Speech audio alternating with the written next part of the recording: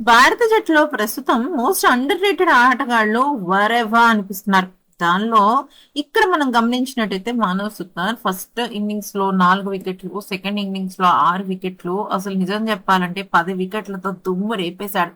Sri Lanka batters అయితే అసలు ఊహించని విధంగా వాళ్ళు దిమ్మ తిరిగిపోయేలాగా చేతులు ఎత్తేసారనమాట.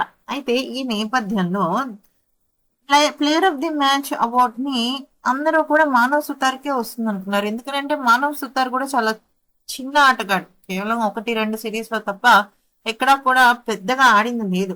అయితే ఇక 10 వికెట్లతో శ్రీలంక పతనాన్ని శాసించిన మానవ్ సుతార్ కి కాకుండా ప్లేయర్ ఆఫ్ ది మ్యాచ్ అనేది దేవ్దత్ పడిక్కల్ కి ఇవ్వడంతో ఒక్కసారిగా బౌలర్ అనే చిన్న చూపుతో అతనికి అన్యాయం జరిగిందా అని ఇక గుప్పిస్తున్నారు. కాకపోతే ఇక్కడ మ్యాటర్ ఏంటి అంటే రెండో ఇన్నింగ్స్ లో విలువైన 44 పరుగులతో విజయానికి బాటలు వేశాడు దేవ్దత్ పడిక్కల్. అయితే ఇక దేవ్దత్ పడిక్కల్ కి అందుకని అలా ఇచ్చారు. మానవ్ సుతార్ కి player of the match award దక్కకపోయినప్పటికీ కూడా మన భారతదేశపు హెడ్ కోచ్ అయిన గౌతమ్ గంభీర్, శుభమన్ గిల్, అలాగే జట్టు మొత్తం అంతా కూడా అతనికి స్టాండింగ్ ఓవియేషన్ ఇచ్చింది. ఇంతకు మించి ఏ ఆటగాడికి ఏం కావాలి చెప్పండి. గంభీర్ అంతటా గంభీరే తను పైనుంచి నడుచుకుంటూ వచ్చి మొదటగా మానవ సుతాన్ని గట్టిగా హక్ చేసుకుని ఆ తర్వాత తన పని తను కెప్టెన్ దగ్గరికి వెళ్ళడం జరిగింది.